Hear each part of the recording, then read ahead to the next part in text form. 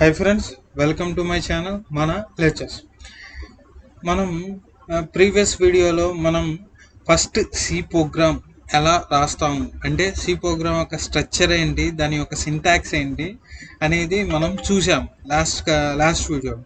దాంట్లో మనకి చాలా అర్థం కాని విషయాలు ఉంటాయి, ఎందుకంటే ఫస్ట్ టైం సి ప్రోగ్రామింగ్ చేసేవాళ్ళు అంటే నేర్చుకునే వాళ్ళు చూసే వాళ్ళకైతే చాలా డౌట్స్ ఉంటాయి. ఏంటంటే దాంట్లో ఆ హెడర్ అంటే ఏంటి, నేను చెప్పినప్పటికీ ఇంకా మీకు చాలా డౌట్స్ ఉంటాయి. మెయిన్ ఫంక్షన్ అంటే ఏంటి, ఐడెంటిఫైయర్స్ అంటే ఏంటి, తర్వాత ప్రింట్ ఆఫ్ ఫంక్షన్ దేనికి, తర్వాత సెమీకాలం దేనికి, అలాగా చాలా డౌట్స్ ఉంటాయి. అందుకని ఇప్పటి నుంచి మనం ఆ ప్రోగ్రాంలో వాడిన ఒక్కొక్క విషయాన్ని మనం క్లారిఫై చేసుకుంటూ నెమ్మదిగా నెక్స్ట్ ప్రోగ్రామ్స్లో అంటే ఎలాగ రాయాలి అనే దాన్ని అర్థం చేసుకుంటూ మనం ప్రోగ్రామ్ రాద్దాం. ఫస్ట్ ఆఫ్ ఆల్ ఐడెంటిఫైయర్స్ అని చెప్పి తీసుకుందాం కాన్సెప్ట్. ఐడెంటిఫైయర్స్ అనేది చాలా ఇంపార్టెంట్ వన్. ఐడెంటిఫైయర్స్ అనేది 3 టైప్స్ అండి. ఐడెంటిఫైయర్స్ అనేది ఒక 3 types. Identifiers are 3 types.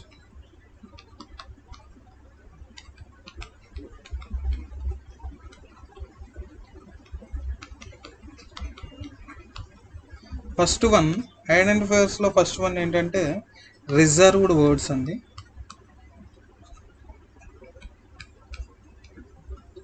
Second one వచ్చి standard identifiers.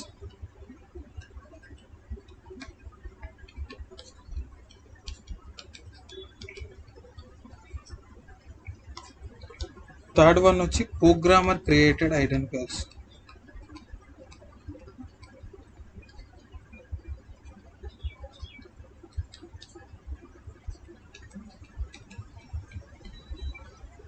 Programmer created identifiers మనకి ఐడెంటిఫైయర్స్ అనేవి 3 టైప్స్ ఉన్నాయి. ఆ 3 టైప్స్లో reserved words, standard identifiers and programmer created identifiers. అసలు ఈ మూడిటికి చాలా ఇంపార్టెన్స్ ఉంది. దాని ఇంపార్టెన్స్ దానికి రిజర్వ్ వర్డ్ ఇంపార్టెన్స్ రిజర్వ్ వర్డ్స్కి ఉంది, స్టాండర్డ్ ఐడెంటిఫైయర్స్కి స్టాండర్డ్ ఐడెంటిఫైయర్స్ ఇంపార్టెన్స్ ఉంది, అలాగే ప్రోగ్రామ్ క్రియేటెడ్ కూడా. ఒక్కొక్కటి అంటే ఏమిటి, అసలు ఐడెంటిఫైయర్స్ అనే ఐడియా కూడా మీకు ఉండదు. ఇప్పుడు చెప్తాను ఒక్కొక్కటి. ఫస్ట్ రిజర్వ్ వర్డ్స్ అనే దాన్ని తీసుకుందాం.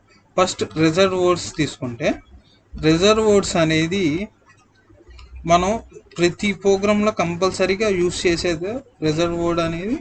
అది ఏమిటంటే రిజర్వ్ వర్డ్స్ ఏంటంటే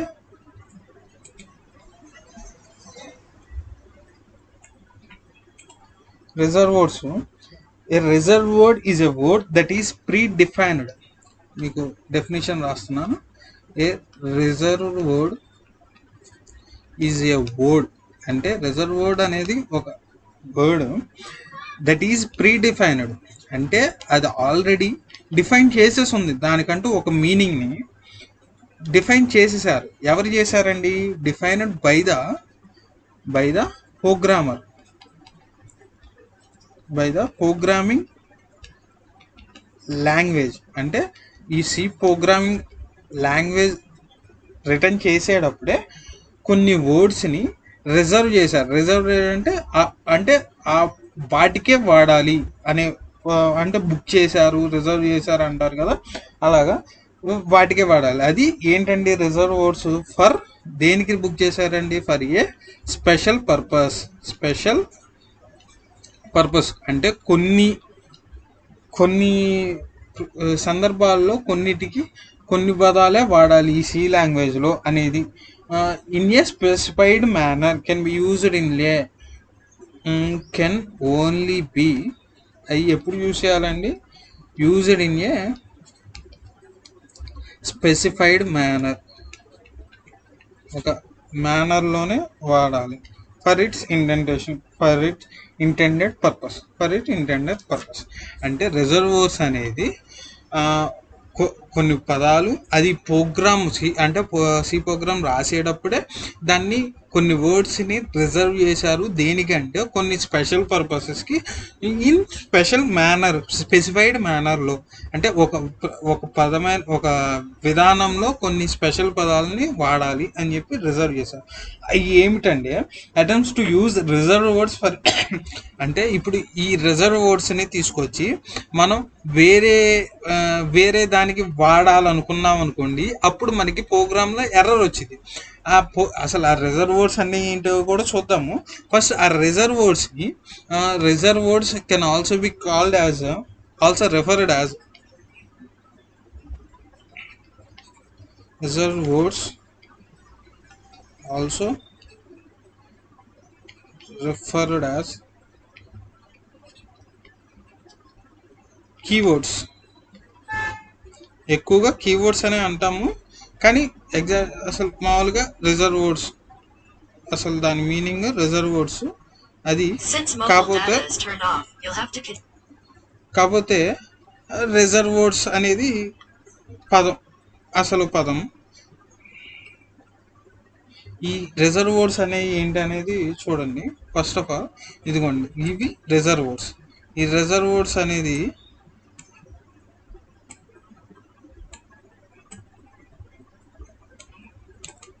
థర్టీ టూ రిజర్వ్ వర్డ్స్ ఉంటాయండి. 32 keywords or reserve words. C programming మొత్తం మీద 32 కీవర్డ్స్ ఉంటాయండి. ఈ 32 కీవర్డ్స్ని యూజ్ చేసే మన ప్రోగ్రామింగ్ లాంగ్వేజ్ మొత్తం రాస్తాం. మనకు కానీ ఈ 32 కీవర్డ్స్ మీద గ్రిప్ వస్తే, అంటే ఏ కీవర్డ్ దేనికి ఎప్పుడు ఎలాగా, దానివల్ల యూజేజ్ ఏంటి, దాని అడ్వాంటేజెస్ ఏంటి అనేది మనం క్లియర్ అండర్స్టాండ్ చేసుకోగలిగితే ఈ రిజర్వ్ వర్డ్స్ అనేది సగం ప్రోగ్రామింగ్ లాంగ్వేజ్ వచ్చేసినట్టు. నెక్స్ట్ కీవర్డ్స్ అనేది ప్రతి ప్రోగ్రాంలో కంపల్సరీ ఏదో ఒకటి వాడుతూనే ఉంటామండి. సపోజ్ నిన్న మనం రాసిన program circumference of the circle ప్రోగ్రాంలో మనం వాడిన కీవర్డ్ చూడండి, ఇంట్ వాడాం. అంటే ఇంట్ మెయిన్లో ఇంట్ వాడాం. Next float వాడాం. తర్వాత అలాగా ఇంకా తర్వాత ఇంకా చాలా పదాలు వాడతాం. రిటర్న్ అనే పదం వాడాము. చూడండి, నిన్న ఒక సింపుల్ ప్రోగ్రాంలోనే 3 పదాలు వాడామండి. ఇలాగా ప్రతి ప్రోగ్రాంలో ఈ కీ రిజర్వ్ వర్డ్స్ అనేది కంపల్సరీ వాడతాం. ఈ కీ రిజర్వ్ వర్డ్స్ని బేస్ చేసుకునే ప్రోగ్రామింగ్ లాంగ్వేజ్ కూడా చాలా ఇంపార్టెంట్గా రోల్ ఫ్యాక్టర్ అయి ఉంది. తర్వాత ఒక్కొక్క దాని యూజెస్ ఏంటి, ఒక్కొక్క దాన్ని దేనికి వాడతాం అనేది నెక్స్ట్ వీడియోస్లో చూద్దాం నెమ్మదిగా. ఫస్ట్ ఈ 32 కీవర్డ్స్ ఏంటి అనేది చూద్దాం. Auto, break, case, char, constant, CHAR అంటే క్యార్, సిఓఎన్ఎస్టీ అంటే constant, continue, default, do, double, else, enum, extern, float, for, goto, if, int, long, register, return, short, signed, size of, static, struct, switch, typedef, union, unsigned, void, volatile, while. ఇప్పుడు మీకు ఒకసారిగా చదవగానే మీకు ఇవన్నీ గుర్తుండవు.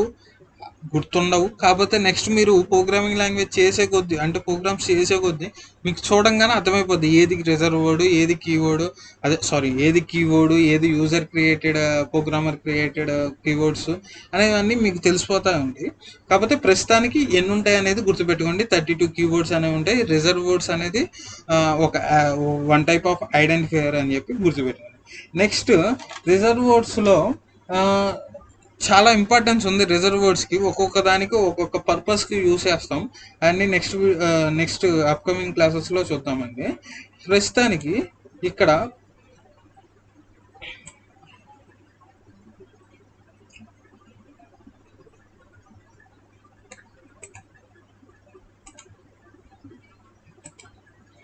చూద్దాం. Second type తీసుకుందాం. Second type వచ్చి ఏంటండి, standard identifiers అండి.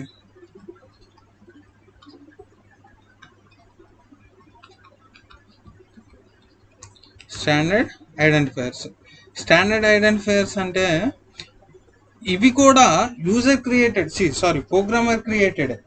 అంటే somewhat programmer created. Words are predefined in C.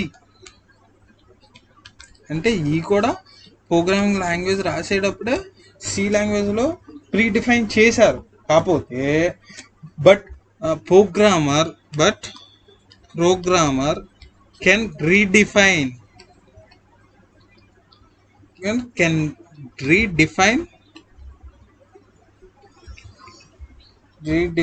This purpose. అంటే మనం వాటిని కావాల్సి వస్తే రీడిఫైన్ చేసుకోవచ్చు. దాని పర్పస్లో మనం ఈ స్టాండర్డ్ ఐడెంటిఫైయర్స్ అనే దాన్ని రాస్తాం. Most of the standard identifiers అనేది ఫంక్షన్స్ యొక్క నేమ్స్ అండి. అంటే నిన్న మనం చూసినట్టు మెయిన్ ఫంక్షను, ప్రింట్ఎఫ్ ఫంక్షను, అలాగా. అంటే ఒక హెడర్ ఫైల్స్లో చెప్పాను, స్టాండర్డ్ లైబ్రరీ ఫైల్స్ అని ఉంటాయి. Standard input output library file అనేది నిన్న మనం చూసాము. అలాగా కొన్ని లైబ్రరీ ఫైల్స్లో కొన్ని ఫంక్షన్స్ ఉంటాయి. మనకి స్టాండర్డ్ stdio.h లో నిన్న మనం ఏం చూసామండి, దాంట్లో కొన్ని ఫంక్షన్స్ ఉంటాయి. అవి ఏమిటంటే ప్రింట్ఎఫ్ అని, స్కాన్ఎఫ్ అని చెప్పి నేను అన్నా. మనం ప్రింట్ఎఫ్ వాడాము. అలాగే ఇంకొన్ని ఫంక్షన్స్ అనేవి ఉంటాయి. మ్యాక్సిమం ఎక్కువగా ఈ స్టాండర్డ్ ఐడెంటిఫైయర్స్లో ఫంక్షన్స్ అనేవి ఉంటాయి. అవి ఏంటి అనేది చూద్దాం. చాలా ఉంటాయండి, కొన్ని చూద్దాం. ఎగ్జాంపుల్గా ఏబిఎస్ అని, ఏఆర్జీసీ అని, తర్వాత ఏఆర్జీవి అని, తర్వాత స్కాలక్, తర్వాత F close, next F open. ఇవన్నీ కూడా మనం నెక్స్ట్గా ఫర్దర్ క్లాసెస్లో చూస్తామండి. ఎందుకు ఇవన్నీ ఎప్పుడు యూస్ చేస్తాం ఇవన్నీ అనేది తెలిసింది మనకి. గెటెస్, తర్వాత ఈజ్ ఆస్కీ, తర్వాత ఈజ్ ఆల్ఫా, malloc, తర్వాత మెమరీ కాపీ, తర్వాత ప్రింట్ఎఫ్, తర్వాత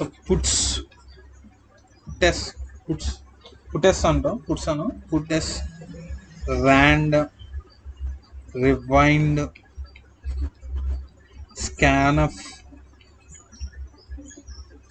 sin, strcreate, string concatenate, strcpy, strlen, string length, to lower, to upper,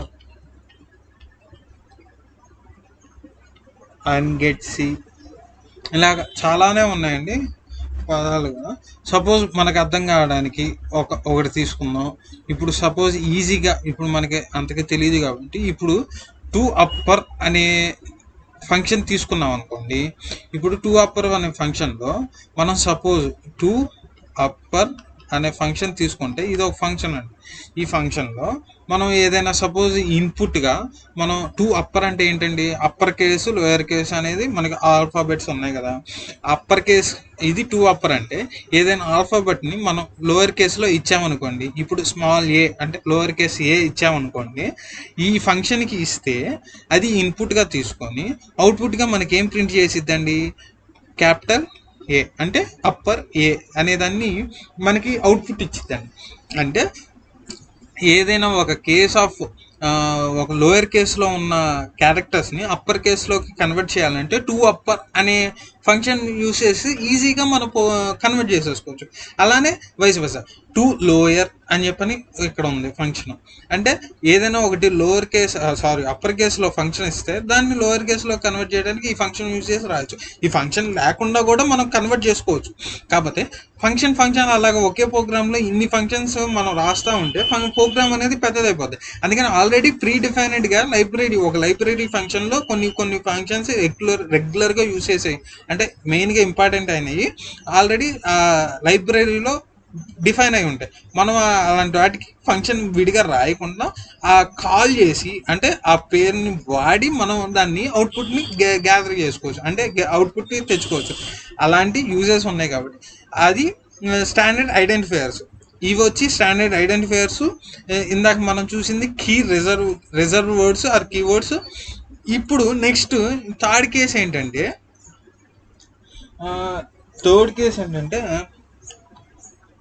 programmer created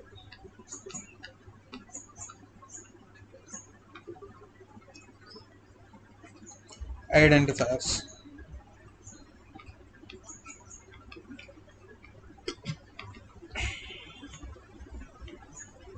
programmer created identifiers. Programmer created identifiers అంటే ఏంటండి? మనము అంటే ప్రోగ్రామ్ రాసేటప్పుడు ఎవరైతే ఉంటారో వాళ్ళు క్రియేట్ చేసేది ఐడెంటిఫైయర్స్ ఆర్ నేమ్స్. అంటే నేమ్స్ అవ్వచ్చు, ఐడెంటిఫైయర్స్. నేమ్స్ అంటే ఐడెంటిఫైయర్స్ అనే కదా.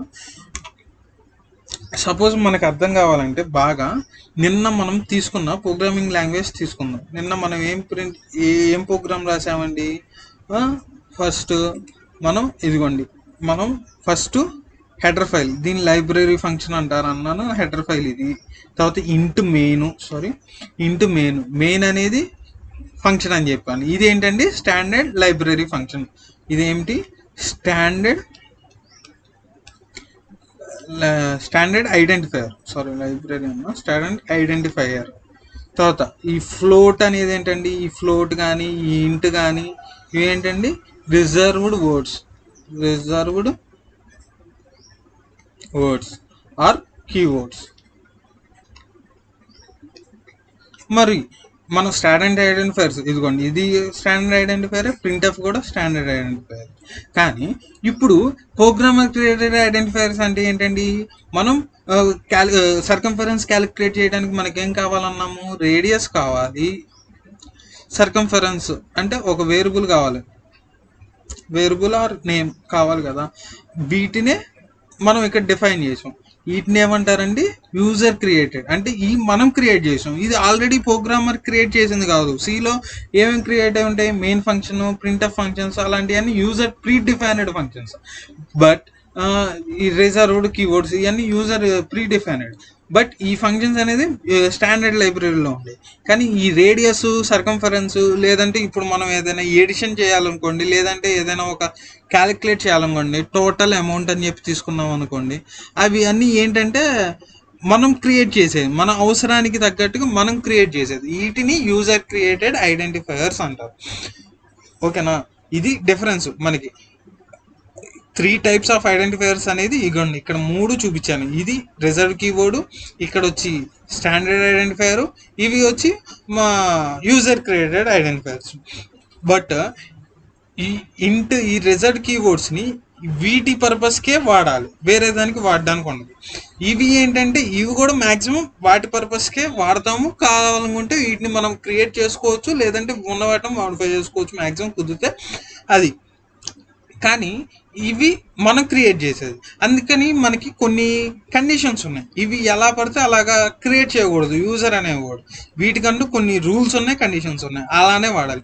బట్ ఈ యూజర్ క్రియేటెడ్ ప్రోగ్రామ్ క్రియేటెడ్ వచ్చి వాటిని ఆ పర్పస్లోనే వాడాలి, వేరే పర్పస్కి వాడడానికి ఉండదు. వాడితే ఎర్రర్ వచ్చింది. అది కూడా నెక్స్ట్ మనం క్లాసెస్లో చూస్తాము. ఫస్ట్ ఇప్పుడు ఏం కండిషన్స్ ఉన్నాయి ఒక యూజర్ వేరియబుల్ క్రియేట్ చేయాలంటే మనకి ఏమేమి కండిషన్స్ ఉన్నాయి? ఫస్ట్ కండిషన్ ఏంటంటే స్టార్టింగ్ క్యారెక్టర్ అనేది ఎప్పుడూ కూడా ఆల్ఫాబెట్టే ఉండాలి. Starting character is always alphabet. Alphabet is starting.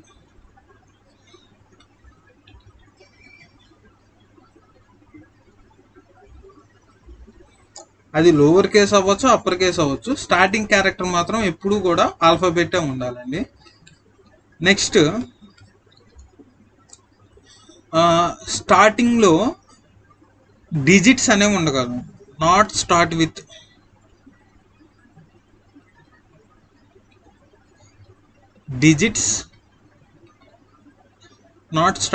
Digits అంటే ఏదైనా ఒక యూజర్ క్రియేటెడ్ ఐడెంటిఫైయర్ క్రియేట్ చేయాలంటే ఎప్పుడు కూడా స్టార్టింగ్ అనేది డిజిట్ ఉండకూడదు. స్టార్టింగ్ ఏది ఉండాలండి? ఆల్ఫాబెట్ ఉండొచ్చు, లేదా ఆల్ఫాబెట్ ఆర్ అండర్ స్కోర్ అండి. అండర్ స్కోర్ అంటే ఏం లేదు, అండర్ స్కోర్ అంటే సింబల్ ఉంటుంది చూడండి, ఇది స్లాష్. మీకు 2 digits ఉంటాయి. ఏంటంటే ఇది స్లాష్, డాష్ అంటారు, డాష్ ఇది ఒక డిజిట్, లేదంటే ఇంకోటి అండర్ స్కోర్ అండి, ఇది ఒకటి. ఈ రెండు ఉంటాయి, రెండింటికి డిఫరెన్స్ ఉందండి. ఇది కిందకి అంటే లోయర్గా ఉండిద్ది, ఇది వచ్చి మిడిల్లో ఉండిద్ది. అది దీన్ని అండర్ స్కోర్ అంటారు. ఇది వాడచ్చు అంటే స్పేస్ వాడకూడదండి ఇక్కడ. ఇదే third condition, not use space. Space అనే క్యారెక్టర్ని మనం అసలు వాడకూడదు యూజర్ క్రియేటెడ్లో కానీ ఎక్కడా కూడా స్పేస్ అనేది ఉండకూడదు సి ప్రోగ్రామింగ్. ఈ స్పేస్ అనేది ఒక క్యారెక్టర్ లాగా కన్సిడర్ చేసేది, అందుకని తీసుకోకూడదు. తర్వాత ఎటువంటి స్పెషల్ క్యారెక్టర్స్ ఉండకూడదు. స్పెషల్ క్యారెక్టర్స్ అనేవి కూడా ఉండకూడదు. స్పెషల్ క్యారెక్టర్స్ అంటే ఏంటండి, సపోజ్ @ లేదంటే స్టారు, లేదంటే నాట్ సింబల్స్, ఇలాగా ఏవైనా స్పెషల్ క్యారెక్టర్స్ ఉండకూడదు. అంటే కొన్ని రూల్స్ ఉన్నాయి. ఏదైనా మనం ఒకటి క్రియేట్ చేయాలంటే దానికి ఎలా క్రియేట్ చేసుకోవచ్చు,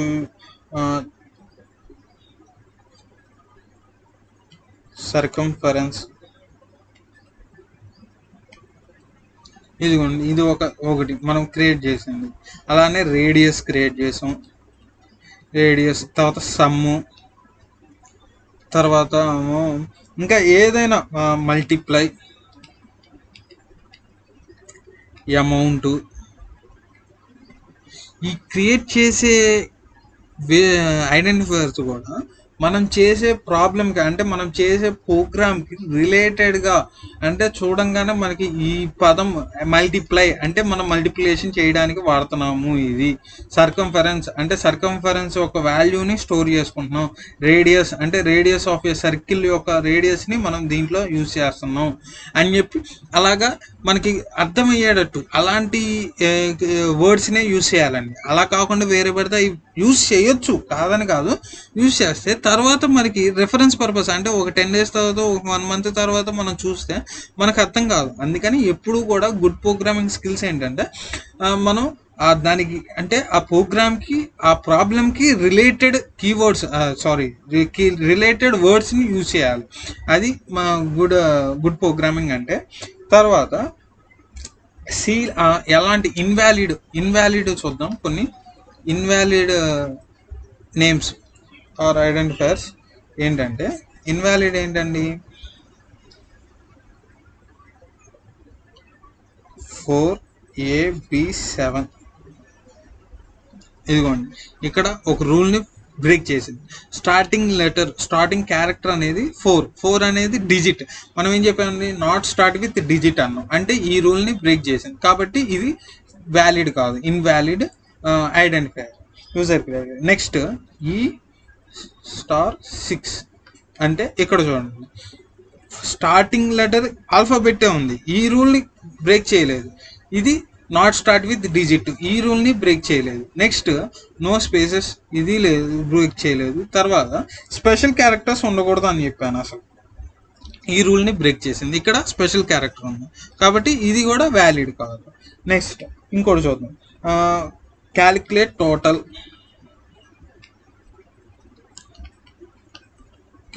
టోటల్ అన్న.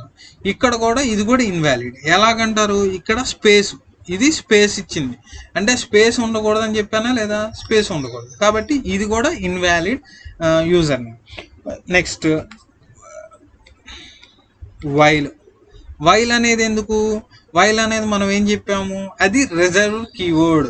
వైల్ అనేది ఇదిగోండి ఇక్కడ ఉండేది, వైల్ అనేది రిజర్వ్డ్ కీవర్డ్స్ వాడచ్చా, మనం వాడకూడదు.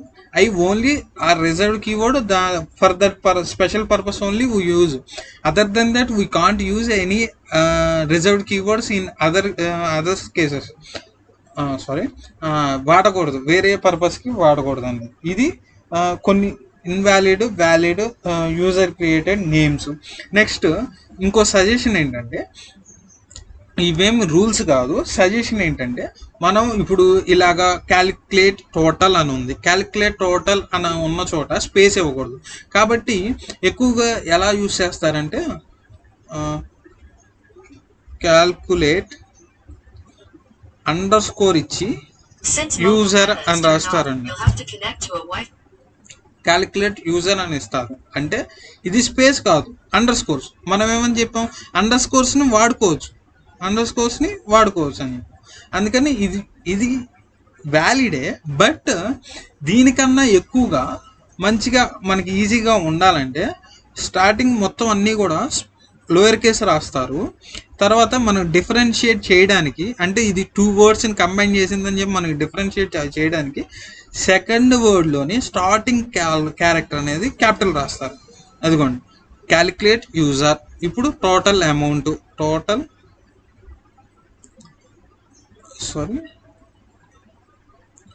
అమౌంట్ అని ఇలా ఉంది. దీనికి మనం ఎలా రాస్తామండి, టోటల్ అమౌంట్.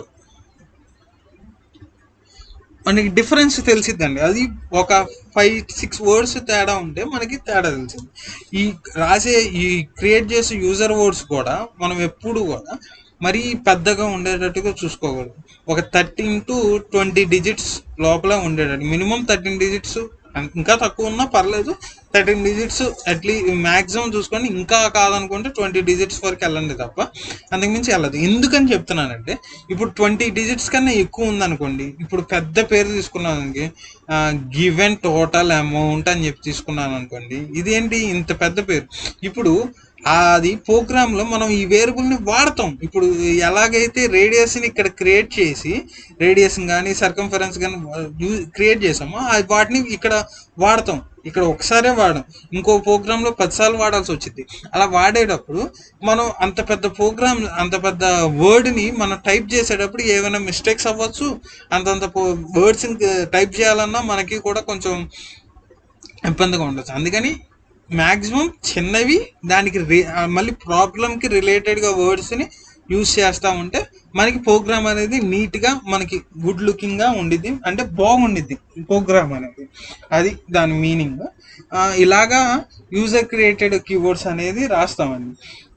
తర్వాత ఇంకోటి మెయిన్ ఇంపార్టెంట్ థింగ్ ఏంటంటే, మన సి లాంగ్వేజ్ అనేది కేస్ సెన్సిటివ్ అండి. కేస్ సెన్సిటివ్ అంటే ఏంటంటే, ఇప్పుడు ఒకే పదం ఉంది. ఇప్పుడు టోటల్ అనే పదం ఉంది. సపోజ్ టోటల్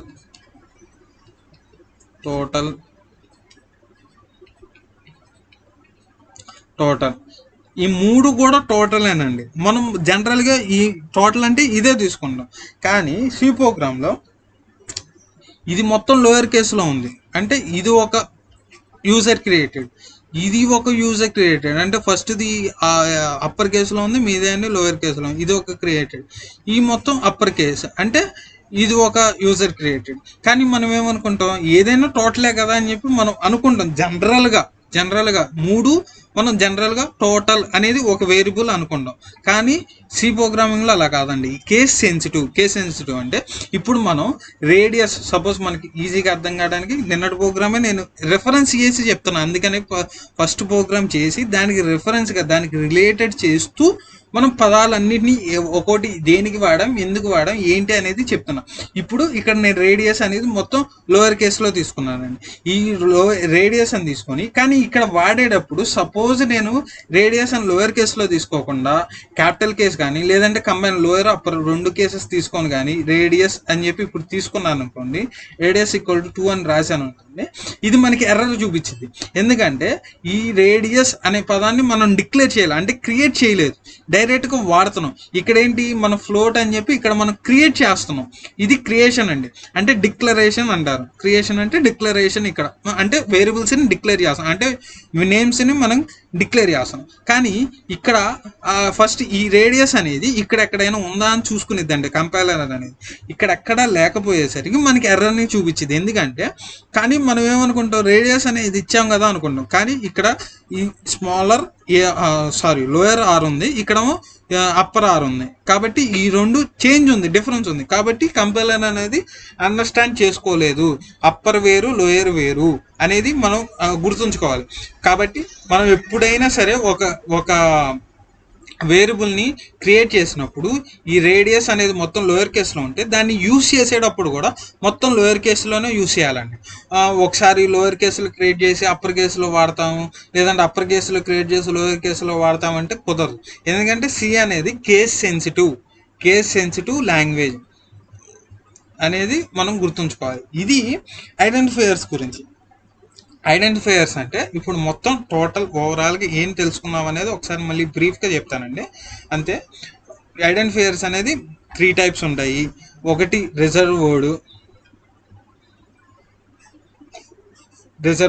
ఈ రిజర్వ్ వర్డ్స్ ఏంటంటే already predefined by the programming language for a specific purpose used in a specified manner. These are 32 keywords. 32 keywords అంటారు ఆర్ రిజర్వ్ వర్డ్స్ అంటారు. అవి ఏంటంటే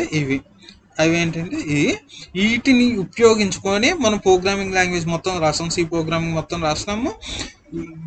ఇవే 32 కీవర్డ్స్ని ఉపయోగించి ఎంత పెద్ద ప్రోగ్రామ్ అయినా రాయాల్సి వస్తుంది.